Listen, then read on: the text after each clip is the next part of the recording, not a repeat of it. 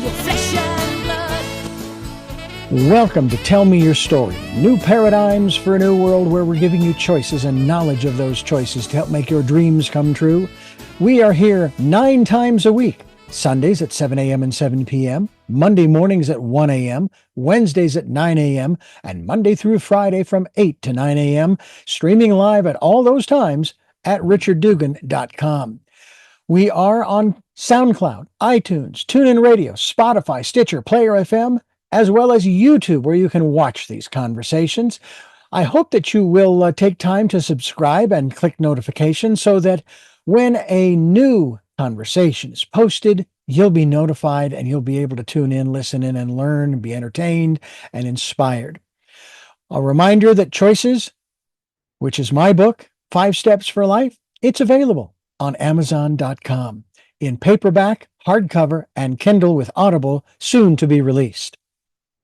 We also ask that if you can support the work that we are doing financially, we do have a PayPal account. It is there for your security as well as ours. And when they ask for an email address to whom you're sending, please go to richard@richarddugan.com. That's the email address. If you go to richarddugan.com, there is also a link directly to PayPal so that you can send us whatever support you can. And we thank you to those who have helped and to those who will help. We also ask that you take time during this decade of perfect vision, the 2020s, to go within to that quiet, peaceful, calm, still place and listen to that still, small voice. And with that, we now take you to our very special interview and guest here on Tell Me Your Story. I'm Richard Dugan, and I thank you very much for joining us here on Tell Me Your Story as we get set to delve into a realm that maybe you haven't gone too deeply into, yourself. We're going to talk about spirituality. We're going to talk about the soul, the voice inside, grace, among other things, with my guest Stuart Mooney, and he is going to be talking with us about his book and the American Buddha. Stay with us. Talk with me, tell me your stories. I'll do my best to understand you. Oh, won't you walk? And that is part of what this program is all about, a big part, and that is walking together, talking together, and trying to understand one another, where we're coming from, sharing the different points on the circle, if you will. There are hundreds and thousands and millions, and well, if you consider the number of people on the planet, billions, 6 billion points on the circle, and we can learn an awful lot from one another and move forward in our own lives. It doesn't mean that we agree with everybody on everything. It just means that we learn something. We expand our understanding and our consciousness. And Stuart Mooney, I want to thank you very much for joining us here on the program. It's great to have you in studio. Thanks, Richard. It's good to be here. You have a book entitled American Buddha. Mm-hmm. Is that who you are? Everybody wants to know that. American Buddha actually is a description of a point that I want to go after, and that is practical awakening, spiritual awakening in the Western world. Okay. And so the term's actually American Buddha. Buddha, if you go back to the Sanskrit, which it came from, actually is an awakened intellect. A Buddha is an awakened intellect. So, and to me, American is synonymous with practicality, materiality, practical living in this world. My idea is to bring the two together, and American Buddha is another way of saying practical awakening. I would venture, just by virtue of the title of the book, people think that you are calling yourself the American Buddha. Or, more accurately, from your perspective, as you've just shared, you are also trying to become an American Buddha, an enlightened person, raising your consciousness and your awareness and your understanding to live in this world that we, as you refer to, call the practical world. Yes, American Buddha is a state of consciousness, just as the Buddha was a state of consciousness. And so we're not talking about individuals. We're talking about a style of perception of seeing reality in this present moment. But seeing reality in this present moment differently than we've been seeing it up to this point. And that's what we want to talk about in this program. Absolutely. That's what this is about. We usually see ourselves in this world as a personification, as an embodiment. This is me, that's you over there, and we're separate and autonomous, and we go through this world as individual beings. But perhaps there's another way of seeing this. Perhaps we are experiencing a misperception. We have thoughts, we have mind, we have body, we have personalities. And we all assume that there's a contiguous core holding those personalities and organizing everything together. But perceptually, maybe that's not the way things actually were meant to be. Maybe experientially, the mind is not my mind. My thoughts may not be my thoughts. This body seems to operate on its own, and these personalities seem to come and go like the wind. Only I grab onto them and say, hey, they're mine, this is me, stay out of my way. It sort of leads into the book that I handed you just a moment ago. Yes. And referring to the fact that the I am Richard, and you would say I am Stuart. And although we may look like bookends right about now, twin souls, tell me. We may claim, what's the phrase? I think, therefore I am. But the reality is that I think, therefore I am, but I may not be the I am, I think I am. And that's really where you're coming from, that it's me speaking, the voice, Richard. People will identify with the face, the guy walking around with the black hat, and so on and so forth. But as we become more introspective, as we talk here, you're coming to the awareness that that's not really who we are, that there's something else, I don't want to say outside of ourselves, and yet I can't think of any other way, logically, word picture-ish to put it, that is really the true us. It's almost as if there's that higher power or an infinite intelligence that is running the whole show, including us. I think that's much more accurate. Let's look at the truth of this experience. The truth of the experience is there's nobody in this room, and there's nobody listening to us today. That's the truth. That's the reality. It is a misperception, and it's a biochemical process in the brain which has us identify ourselves as this individual body. And as soon as we identify ourselves as this individual having my thoughts and my way, then we alienate everything else in creation. And we create a lot of problems. What I'm saying is that there is, and all this spiritual technology going on in the East is aimed at culturing the nervous system to shift the biochemical process in the brain to experience reality as a sense of oneness, that you're not over there, that you're as much me as I am, and everybody who's listening is my body, just as I am. Then the problems in life aren't so great, because I'm not at war with you or anyone else. You're as much me as me. It's as the phrase goes, a little difficult for my brain just yet to wrap itself around. Absolutely, because we're not talking about a level of thought or a style of thinking. We're doing something that ticks off your brain because and your mind, because we're saying, hey man, there's something other than you that operates. There's something larger than you, and there's a place you can't go. Here's another way of looking at it. If we bring ourselves into the present moment, and it's 11:11, and we're here in this moment only. If you're right in this moment only, there's no room for a mind. There's no room for thought. There's no room for interpretation of who you and I are, because there's just pure experience. There's no time to create a you and a me. There's just this moment.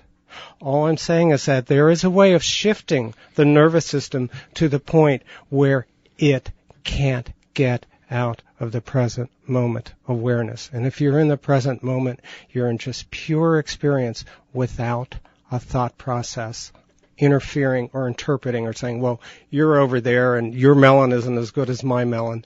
You know, that process can't go on. It's too immediate. And all this technology is moving the nervous system to the point where we experience only this moment. Go ahead. I find it fascinating you use the word technology. In an interview that's upcoming, that same phrase was used, spiritual technology, and I thought to myself, it almost sounds, those terms seem mutually exclusive to one another. Okay, because technology, and I think of course, we're looking at all of this equipment in this room as we speak, and spiritual is something you can't see. And so, spiritual technology, what is another word or phrase that we can use for that that's been used in the past? Is there something other than that? Well, there or are, maybe better yet, define for me a little bit more. What is spiritual technology? I was trained as a scientist. You know, my background is in psychology and as a research psychologist. So I did research on the effects of meditation on the brain. So I'm a measurement guy, and I'm very comfortable with the term technology. Now, a yogi may sit down and he may insert certain sounds or mantras in certain areas of the body and chant them. To me, that's a technology. He does a step-by-step in a very, very precise, very aware manner. He knows exactly what he's doing to produce the desired effect in the individual, which is to shift their consciousness. He's an expert in that, just as you're an expert in what you do. Mm-hmm.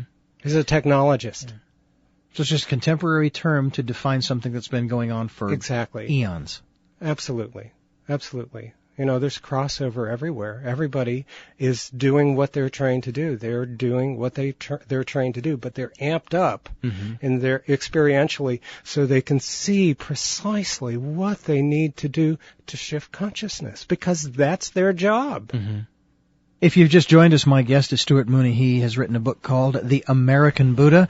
To me, it's something exciting to think about and to process so that we can stop thinking about it and just, again, be in that present moment. And we've all had those experiences where we have been right there in that moment, whether it is a sporting event or maybe it's a concert or with a loved one or sitting on the beach, and you aren't really thinking of anything, and someone will walk, what are you thinking about?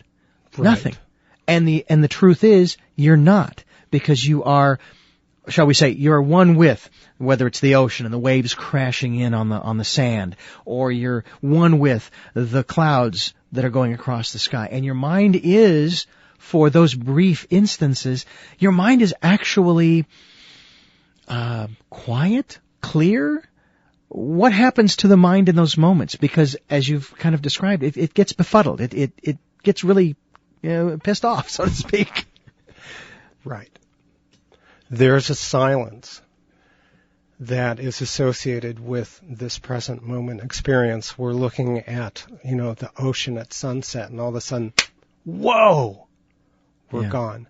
And we don't realize it till the mind comes back in and says, oh, isn't that beautiful, and starts interpreting it. Oh, it's pink, it's gorgeous, the waves are here, it's September, oh, there's a cute girl walking by, blah, blah, blah.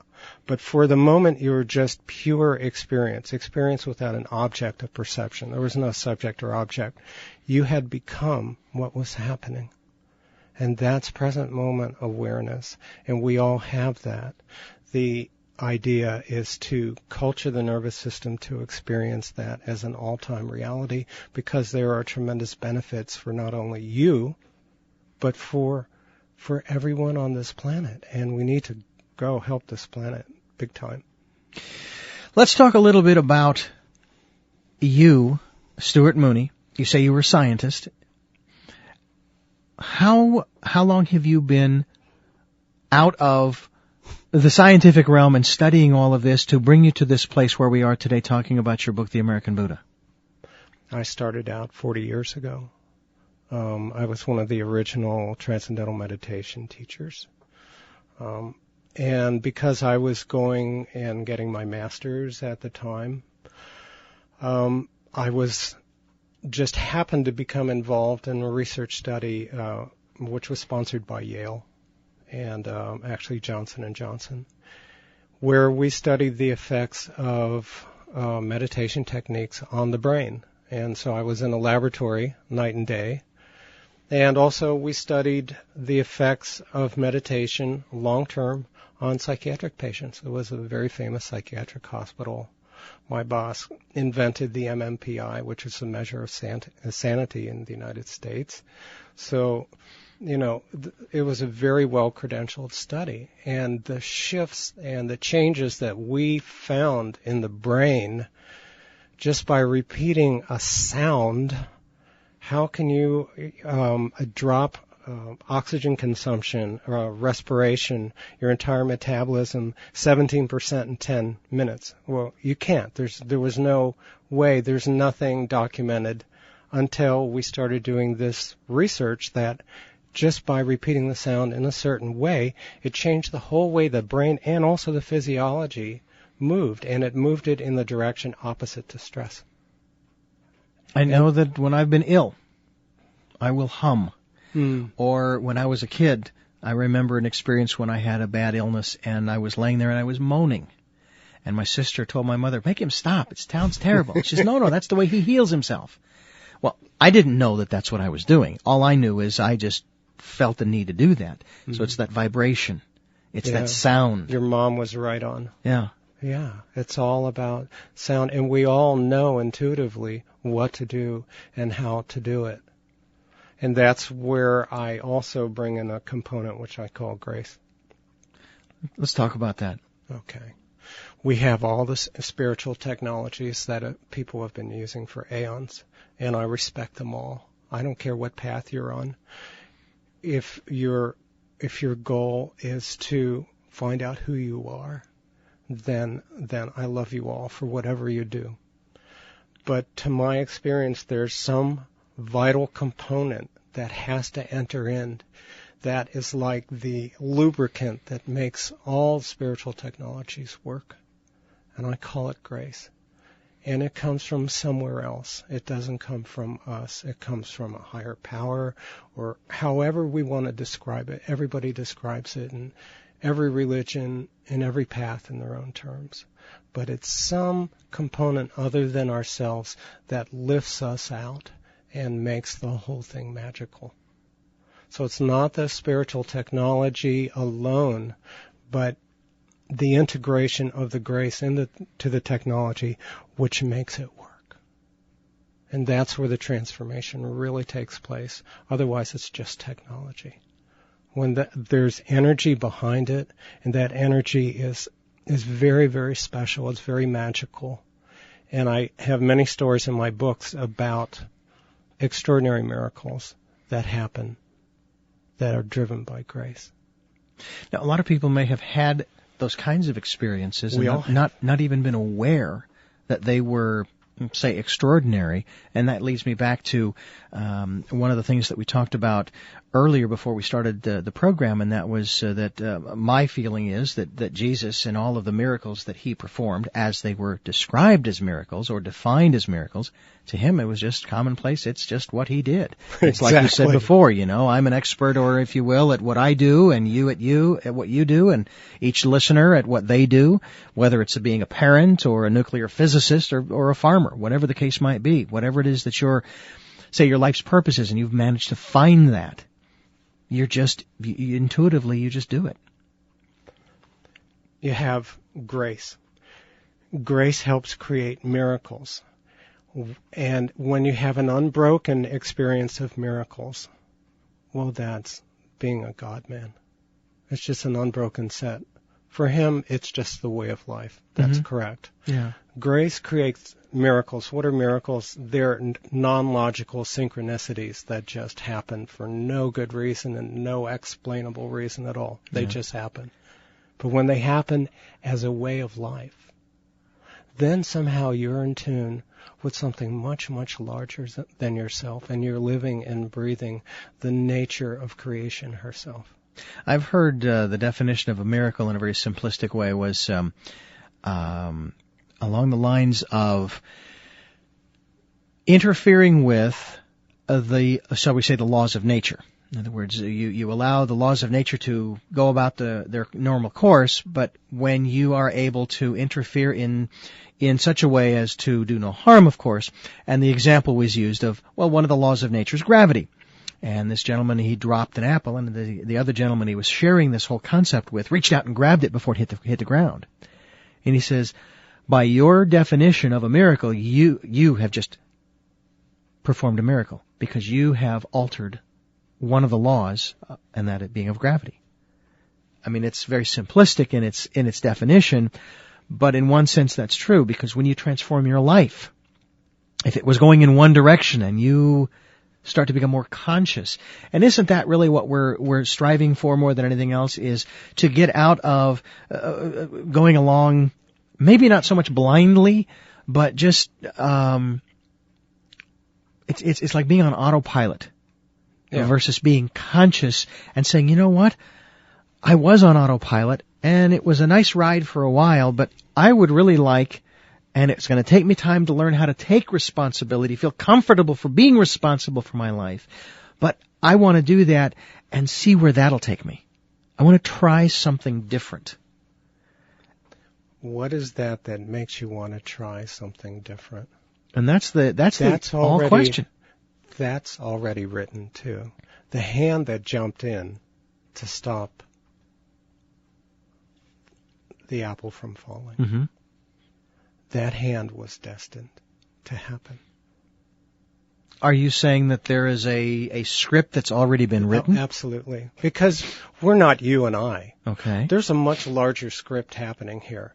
There's a divine intent. There's a program that 6 billion people are following. There's a sequence of thoughts going into your head, my head, and everybody's head that's listening in a certain manner to produce a certain set of actions that occur. You don't know what thoughts are going to come in at what moment. Mm-hmm. They just come in, and they come in a natural pattern. There's 6 billion sets of thoughts occurring right now in 6 billion people to move them into a dance that's much larger than ours. There's a cosmic intent going on. There's a larger initiative of which we are participating in with a larger goal. And the goal is really for me anyway, mm-hmm. I'm not laying this on anyone else. I understand. Is the self-realization of the larger self. Okay. If you've just joined us, my guest is Stuart Mooney. He has written a book called The American Buddha.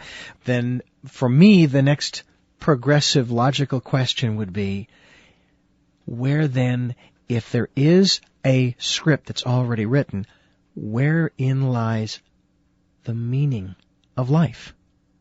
Where is my meaning in existence? Because there's that old argument of the universe is just an accident versus those who believe that there was an intelligent mind, a God who created all of this, gave us all free will and free choice. And I've always held up to this point anyway, I've always held to the belief that that I have difficulty believing that this was an accident. Because if that were the case, then it doesn't make any difference what I do. I can rape and pillage and plunder, or I can live, quote unquote, an upright life. It doesn't make any difference because there's no meaning to life if it's an accident. But if it was somehow created, for some reason, in my mind, there's meaning there. Is there meaning to our lives if there's already a script written? First of all, let's take it back to our lives. There is no our life. Okay. Okay. To begin with, there's one life, and there's a universal life. And yes, there's a great direction, a great meaning, a cosmic meaning, a divine meaning. You and I are divine. We're expressions, absolutely, of that one divine. Okay. There's a divine script that's being played out that is vitally important that it is played out, and we each have our part like a cell in a body to participate in that. Okay? There is only one being. There's not you and I. That's a misperception. That's a chemical anomaly that has been operating for thousands of years in the human nervous system. Thoughts used to be the servant of the self, but then all of a sudden, over time, thoughts started to take over and say, well, I'm the boss, and you will do what I say. Mm-hmm. And the mind is the boss. Well, the mind was the servant. The mind was there to serve the self on earth, to get things done, to play this out. Okay. As Shakespeare said, the play is the thing. And yes, it's vital. And what an important role. How do we know what our role is? How do we get in touch with our script, our lines in this script? Or whether we're conscious or we're on autopilot, are we playing our role and reading our lines in our script? Yes. You're already reading the lines in the script. Okay. Okay. There's, of course, free will and choice on a certain level. At a certain other level, let's say at the worm's eye view, there's a lot of free will. Mm-hmm. You can choose to stand up, walk out of here, blah, blah, blah. But there's also the bird's eye view. There's a higher self, you and I, that really observes what's going on relative to everything else. And relative to everything else, everything's pretty well set. What you do, what you are, is pretty well set. Becoming conscious is a gift.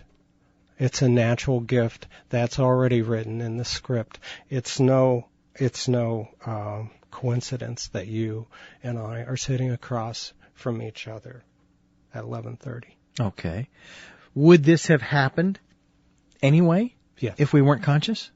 If we were on autopilot? But that wouldn't happen because the script wouldn't allow you to be unconscious or me to be unconscious. Is there... I know it's really hard to understand. I think I'm fighting it a little bit, Yeah, well, that's okay. Yeah. Because that's part of the process. Mind is mind. Yeah.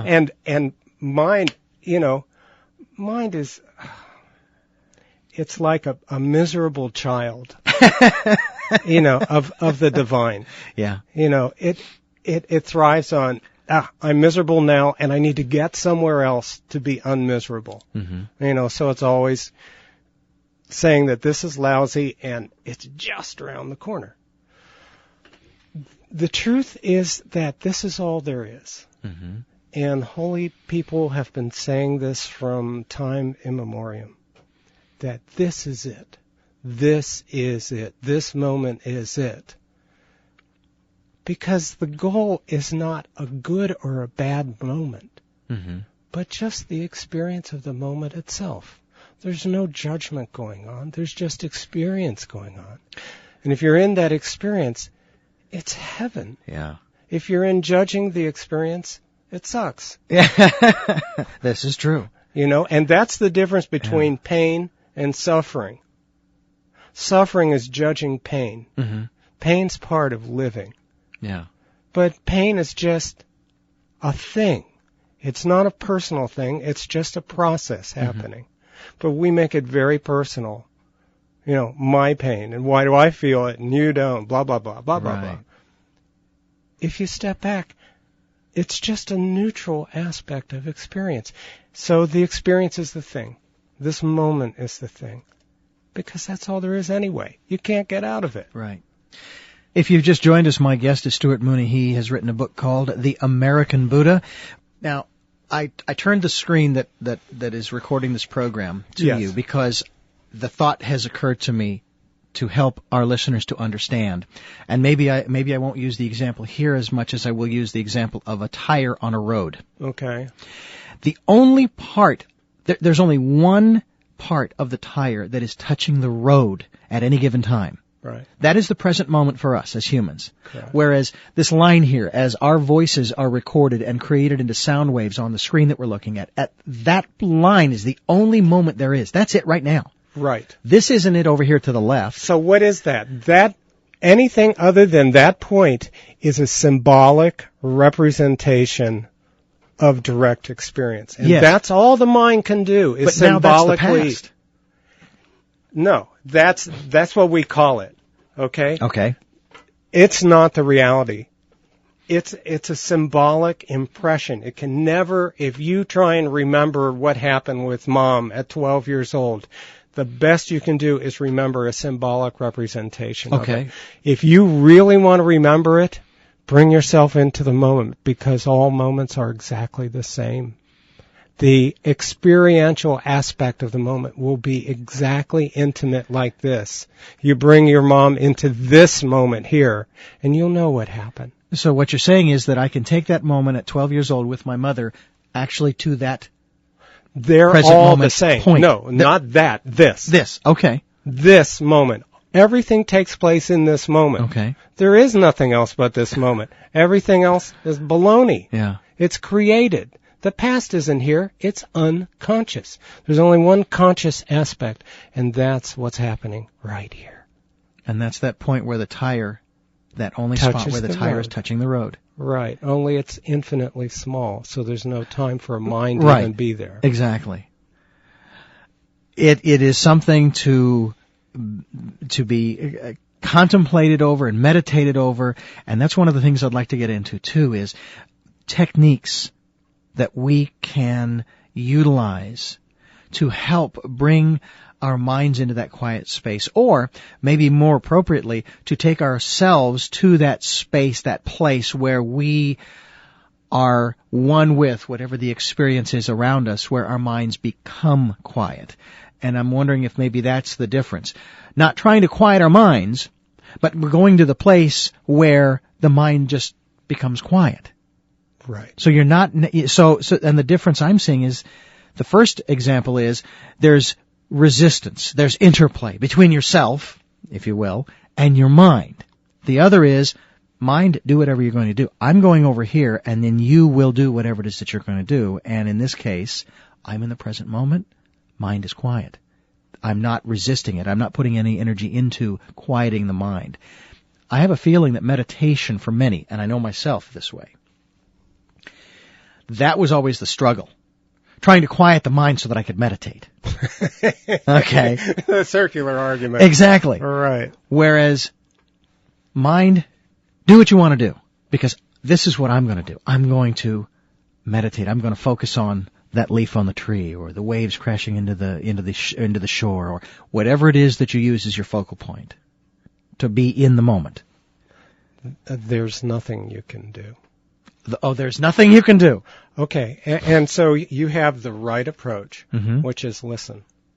The mind is like my dear aunt, who blah, blah, blah, blah, blah all the time. And she's just the sweetest thing, and the mind's very ancient, and it's been here forever, and it will be here forever. So you make friends with it, you go blah, blah, blah, blah, blah, blah, blah, blah. Just allow that process to go on. Like he said, it's not an interference. It's just a process, okay? It's very old. Let the mind do what it wants. The idea is to bring the experience into this moment. The first thing is you cannot use the mind and thought to bring it into the present moment, because it's an experience where mind and thought can't live. They can't exist in the present moment, all right? They can't exist, so you can't use them to get you there. Some of the spiritual technologies, meditation techniques, use a concept that you can trick the mind by having the mind fall into the gap between two thoughts. Certain meditation techniques will try and do that.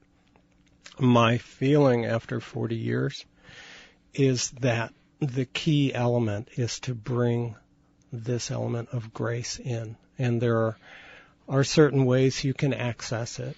One would be to be in the presence of a holy person, say like Amachi or Karunamai, or some of these holy people, Mother Mira, who come and they'll transmit grace. Mm-hmm. And that grace will create a biochemical shift in the brain.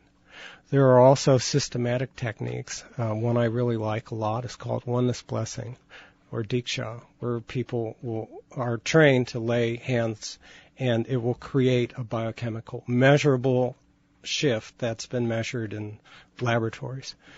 So that technology is very good in combination with whatever technique, because it seems to disengage what you're talking about, disengage the process of thinking from the process of experience.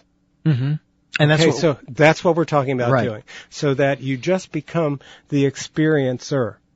You're just it without an object of experience. In order to do that, the mental activity has to shift away from the experiencer, so you can see, oh, I'm not that mental activity. I'm just experience. Yeah. And tricks don't work. We have to be genuine, and we have to be honest about it, and we have to move forward in that regard. You have to be authentic. Authentic. That's the word I was looking for, yes. If you feel crappy, then you feel crappy. Yeah. That's your authentic you. Yeah. If you feel happy, you feel happy. So tell me, I'm going to find a space, all right, and let's just say I'm out on the beach, and I'm sitting in my chair, and I'm just out there. What I almost, just by virtue of wanting to ask the question, I'm almost in violation of the process. Yeah, what can I do? What can I do? But what is the technique? What are the processes, the steps that one can go through to begin that disengagement? It's biochemical, and it does not have to do with thinking. Okay, as soon as you try to do something to get somewhere, see, the fatal flaw is that you're already there. You know, we do everything to get away from being what is, and what is being in the moment. But we immediately symbolize or think we have to get some other place other than this, because this isn't right. This is right. What I have been discussing and what I talk about in the book is that you need to find ways of systematically accessing that grace, because that grace will produce a biochemical shift in the brain so that you can be at the beach, and it doesn't matter what you're doing, thinking or not thinking, you will never be away from the experience of the moment. Never. Impossible. All right. I'm a prisoner of the present. Okay? And that occurred not because I thought my way here, but because systematically I was brought into a biochemical shift in my nervous system, so that now, no matter what I do, I can't get away from it. Okay. And I think that it's a great way of living. It's a great way of living because you're no longer my enemy. I love you and everybody here and everybody who's listening, because there's no more need for me to get something other than what's already here. So to bring that grace to us, you've already explained that one of the ways, of course, is to be in the presence of a holy person. A holy person, prayer is a wonderful thing. Okay, so prayer is another. Yeah, you can open yourself up to the divine and say, listen, I can't do this myself. I need some help. So, zap me and help this work. You have to go somewhere that isn't here. Because otherwise, if you try and do it yourself, it's like a drowning person trying to pull themselves out of their water by tugging on the shirt. You can't do it. And no one can do it for no one other person can do that for you unless they're in a divine state.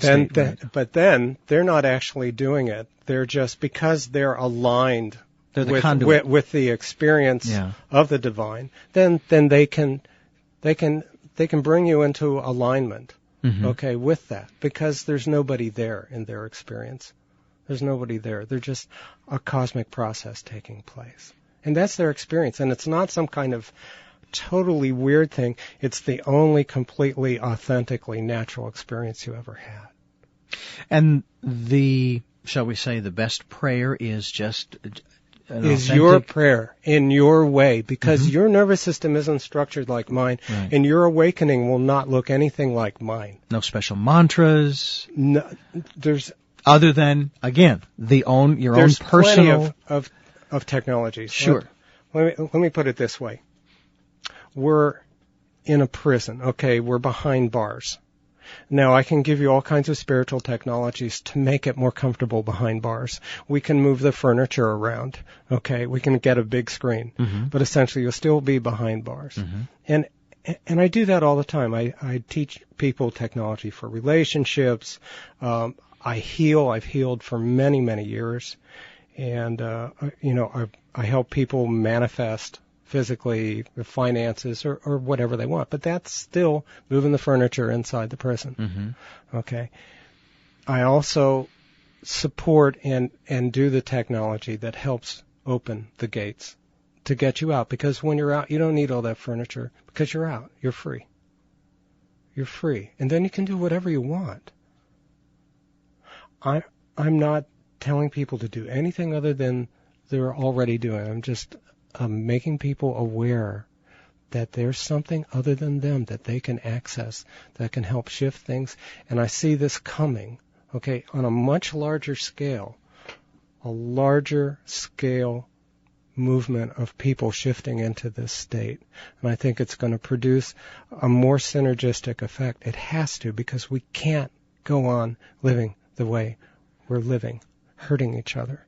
We can't do that anymore. There's too many of us here. Yeah. And we all have to work as one person. If you've just joined us, my guest is Stuart Mooney. He has written a book called The American Buddha. We encourage you to check it out. It is something that, as we've discussed in this program, at times, as I've stated, it's difficult for my mind to completely grasp it, but at the same time, every so often it's like, aha, I get that little aha moment. I understand. And then it goes away, and then it comes back, and then it goes away. And that is bound to happen, but the plus side is that I'm getting those little aha moments just the same. So at least I'm beginning to realize, again, that authentic, in this moment, the now, as you've said before, has been spoken about by countless people down through the millennia of human history. And I remember hearing someone say once about the Bible, for example, and all of the various books, and then the reasons for this and that and the other. And I remember saying once, well, from what I understand of what you're saying, if people had gotten the message in the first 4 Gospels, and let's say, I'll take it as far as the book of Acts, those 5 books, if the people had gotten it, we wouldn't have needed the rest, because we would have understood. I and my Father are one, greater miracles than you will do, greater miracles than I will ever do, because you have access to all of these wonderful things. But it was always still back to the here and the now, this moment, and caring for one another, and caring for yourself, and being, and just being. You know, I am. It was always in the present moment. Not I will be, not I was, I am. And to me, it's extraordinary that growing up, as you say, and educated as a scientist, and the only other one I've met thus far who has begun his search and his process, Greg Braden, who has begun his own scientific and spiritual investigations. I think this is a wonderful thing, because not much of a spiritual nature has come out of the West. And I mean of a spiritual nature. A lot of a religious nature has come out of the West, but not much of a spiritual nature, it seems. Yes. So. And that's a wonderful thing to see. Yeah, that transformation is taking place, and it has to. I see that there are probably going to be at least 100 Westerners who are going to be in extremely high states of spiritual development, and those people are going to pop up probably in the next 20 years, maybe even sooner than that. I'm hoping sooner. I'm hoping sooner, too, because they have a tremendous effect on a large number of people, maybe hundreds of thousands per person. That's what we need, because then they can express it in terminology that the Westerner can understand. I do the best I can in American Buddha to express my little facet on the diamond, how I see it. But there are many other people who have to come out and express it in Western terms, and people can see, oh yes, this is a practical guy. You know, he's got a family, he's got 5 kids, grandkids, he knows what he's doing, he's living in the world, and yet he is expressing a truth in every breath he takes. That's something to look at and to follow. Then a transformation can take place. And I see that coming. Well, we encourage you to investigate all of this. We ask you to check out the website. You can link to, there is a link on richarddugan.com to American Buddha, and you can check out the book and your philosophies and your background and many of the other things that you have to offer that people may very well be interested in to begin their process, shall we say, of being more authentic and being in the present, in the moment, and accessing that grace, whether it be through prayer or if they choose to, I use the word advisedly from what we've talked about, seek out a holy person who is connected divinely in that respect. Sure. And so you can go to richarddugan.com and you can go to the shows page, and you can scroll down to where this interview will be available, probably in about 10 or 15 minutes after the broadcast, and you can listen to the program again. And I probably am going to have to go back and listen to the program again so that I can glean a little bit more and understand even more so, and incorporate that in with, of course, what also you have in your book. Now, you've also written in your book, you talk about various types of miracles. And just to recap very quickly before we go into, because I'd like to have you share with us some of those. Give us a brief, again, a definition as you see it of what is a miracle. A miracle really isn't a miracle. A miracle is becoming aligned with what's supposed to happen anyway. So somehow you're able to tap in to the cosmic program, and you click in, and your timing is perfect. You get into cosmic timing, and when you're in cosmic timing, synchronicities happen, which not only change your life, but change the destinies of other people forever.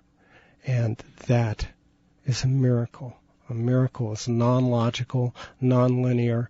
Mind has no place. It can't figure it out. It freaks out. This is a divine moment. Okay. So share with us a couple of the examples that you give in the book. Okay. I'll start with this one. I saw many clients when I lived in India. I lived in India for a couple of years and served a holy man, and also taught at the University of Madras in Chennai, India. And while I was doing that, so I was seeing clients, and some of those clients were pretty sick, and I also had email clients from around the world, and so I was working with them too. And one was a Chinese lady who had moved to Toronto, and she was having a really hard time. She was very, very depressed, and no matter what I asked her to do, she didn't seem to be responding. I'd give her various spiritual technologies to do, which she would be open to, and finally I just sensed, that she was not in good shape and suicidal. One night I was asleep, and I jumped up, and I had this thought that I had to hop on the internet right now and email her. And I hopped on the internet and did her AOL. We were both on AOL, and I shot her a message saying, "Don't do it. God doesn't want you to do it." And I don't know why. I just sent it at that moment, but I had to. And I sent it, and I didn't hear from her for a couple of days. And then she finally emailed me, and she said, I was on my way to the kitchen to get a steak knife to cut my wrist. And I walked by the computer room, and the computer went, "You've got mail." And she opened the email, and it said, "Don't do it. God doesn't want you to do it." And she was so shocked by that she didn't go through with it. She felt that the divine had stepped in and changed her life, and it did change her life, and she ended up becoming very successful and getting married and moving into an entire destiny that was different from the destiny she was in. I didn't do anything. All I did was wake up with a thought, "You better send this now." I didn't create it. it happened. It was a process of creation that I participated in. Mm-hmm. I shared that experience. And those things happen very often. The gurus, knowing that I was a scientist, used to do things like, they said, listen, we're going to be passing our Shakti, our energy, through you to heal. So we want you to go out into the crowds at the temples. And I literally healed thousands and thousands of people. They had a police actually around me to keep people away from me while I was healing, because ladies would hang their, week-old babies over to be touched and stuff like that. And being a scientist, this was not logical to me at all, that you could touch somebody and have them transformed. And I remember the first one was a lady they brought down the hall who had a huge lump on her neck, and it was a terminal cancer, and she had 3 children. And I laid my hand on her neck, and I remember it was hot, and it was red, and it was not very pretty looking. And my hand was shaking. I could feel my whole body shaking, trembling. And she left, and about 2 weeks later came back, and it had shrunk from the size of a golf ball to the size of a marble.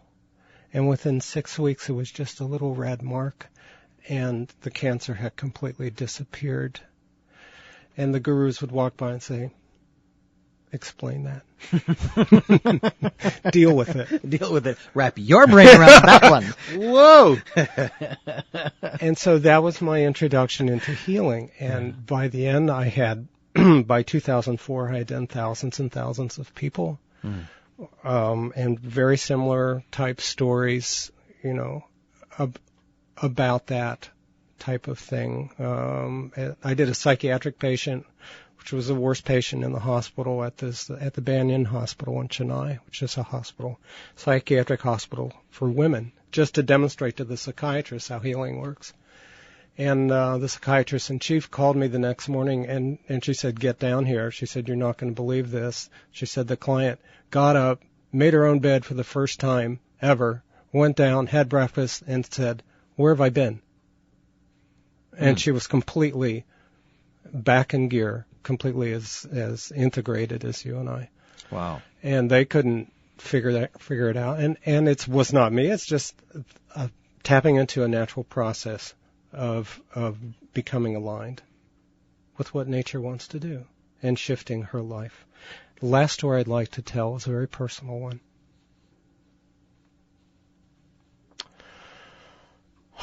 In 2005,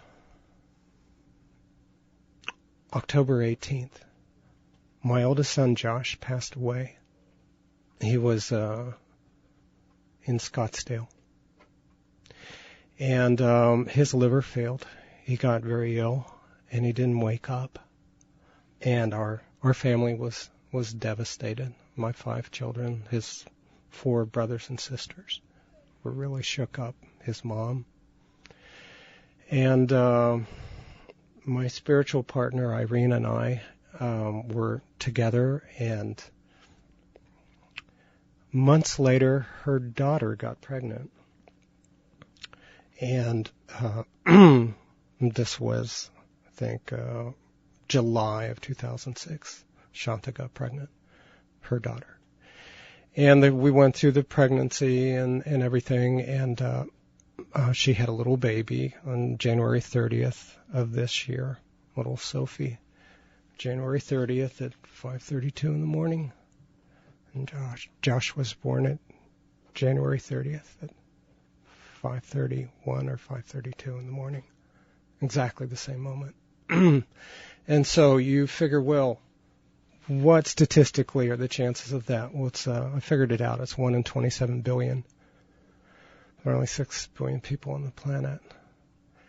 With that happening, the pain in the hearts of my family disappeared, because it was like a sign from the divine, from Josh, saying, hey, I'm okay. Wow. And that transforms destiny on a very personal level.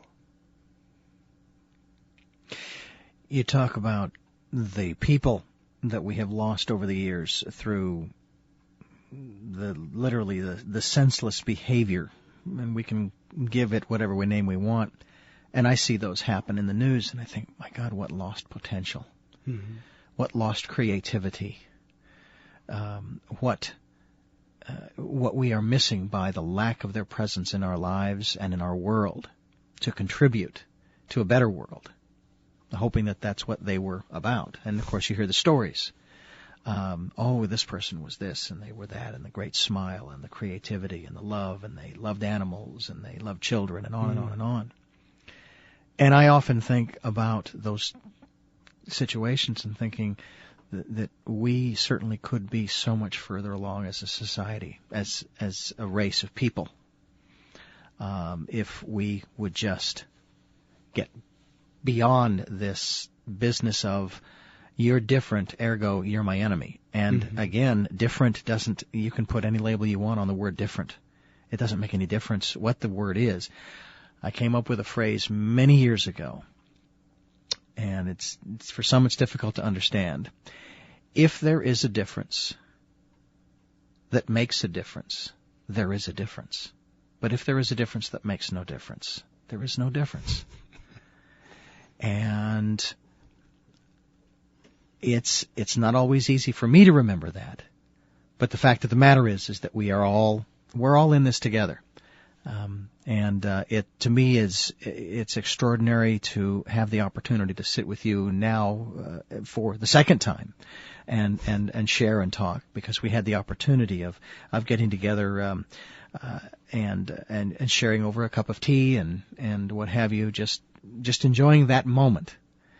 And it was just wonderful, and it's great to have you here in the studio to talk. And I hope that we'll have the opportunity again as time goes on to see where you are again in the present moment on this path, on this journey, on this now, exactly right. And again, I want to remind our listeners, Stuart Mooney has put out a book. It's called The American Buddha, and it is available through his website, and I'm sure through the various bookstores and Amazon.com, and the list goes on. But you can link to his website at richarddugan.com. Just go to the radio shows page, scroll down, and his link is there next to the link to the interview that you're listening to now. If you'd like to listen to it again, we certainly would encourage you to do so. I thank you for joining us here on the program. Check out richarddugan.com. Email me at richard@richarddugan.com, and we'll talk to you next Saturday. Love to love.